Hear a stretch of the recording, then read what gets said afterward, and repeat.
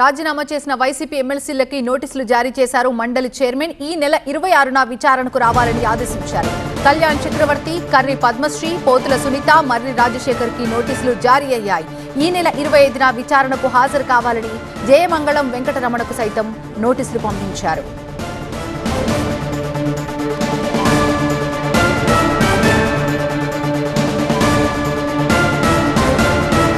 రాజీనామా చేసిన వైసీపీ ఎమ్మెల్సీలకి నోటీసులు జారీ చేశారు మండలి చైర్మన్. ఈ నెల 26న విచారణకి రావాలంటూ ఆదేశాలు జారీ చేశారు. కళ్యాణ్ చక్రవర్తి, కర్రి పద్మశ్రీ, పోతుల సునీత, మర్రి రాజశేఖర్ కి నోటీసులు జారీ అయ్యాయి. ఈ నెల 25న విచారణకు హాజరు కావాలని జయమంగళం వెంకటరమణకు సైతం నోటీసులు పంపించారు మండలి చైర్మన్.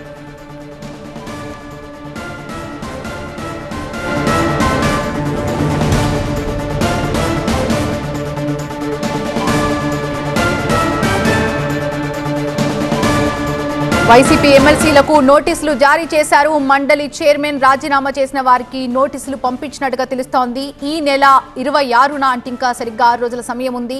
26న విచారణకు రావాలంటూ నోటీసులో పేర్కొన్నారు. కళ్యాణ్ చక్రవర్తి, కర్రి పద్మశ్రీ, పోతుల సునీత, మర్రి రాజశేఖర్ కి నోటీసులు జారీ చేశారు. ఇక ఈ నెల 25న విచారణకు హాజరు కావాలని జయమంగళం వెంకటరమణకి నోటీసులు పంపించారు మండలి చైర్మన్. పూర్తి అప్డేట్స్ అందించడానికి మా అసోసియేట్ ఎడిటర్ ఈశ్వర్ లైవ్ లో సిద్ధంగా ఉన్నారు. ఈశ్వర్, నోటీసులు అందుకున్నటువంటి నేతలు ఏం చెప్తున్నారు, ఎలాంటి రియాక్షన్స్ వస్తున్నాయి?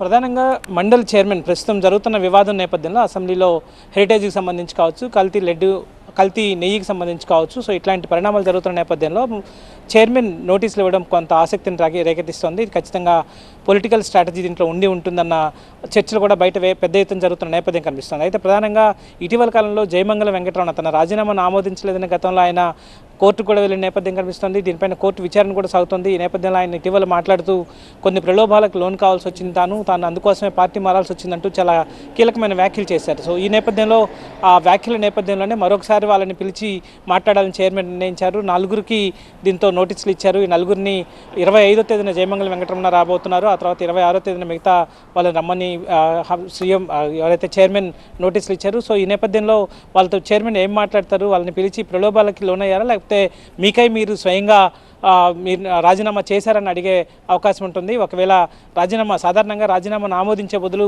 వ్యక్తిగతంగా వాళ్ళని పిలిచి మాట్లాడాల్సిన అవసరం ఉంటుంది. గతంలో కూడా వీళ్ళని వ్యక్తిగతంగా కూడా పిలిచారు. అయితే మరొకవైపు పెద్ద ఎత్తున ఎవరైతే రాజీనామా చేశారో వాళ్ళందరూ తమ రాజీనామాలను ఎందుకు ఆమోదించట్లేదు, తాము అన్నీ ఇష్టపడే స్పీకర్ ఫార్మాట్లోనే వాళ్ళకి అవసరమైన ఫార్మాట్లోనే రాజీనామా చేసినప్పటికీ కూడా ఎందుకు మా రాజీనామాలు ఆమోదించట్లేదంటూ పెద్ద ఎత్తున ఆందోళన చేస్తూ వస్తున్నారు. ఈ నేపథ్యంలో చైర్మన్ నిర్ణయం కొంత రాజకీయ ఆసక్తిని కూడా కలిగిస్తోంది. కేవలం మరొకసారి ఇటీవల కాలంలో వైసీపీ ఒక వాయిదా తీర్మానం ఇస్తే వైసీపీలోనే అసంతృప్తి ఎమ్మెల్యేలుగా వైసీపీకి రాజీనామా చేసి ఇప్పుడు ప్రస్తుతం తెలుగుదేశం పార్టీలో చెల్లిన బల్లి కళ్యాణ్ చక్రవర్తి కావచ్చు, మర్రి రాజశేఖర్ లాంటి వాళ్ళు ప్రత్యేకంగా వాయిదా తీర్మానాలు ఇస్తున్నారు.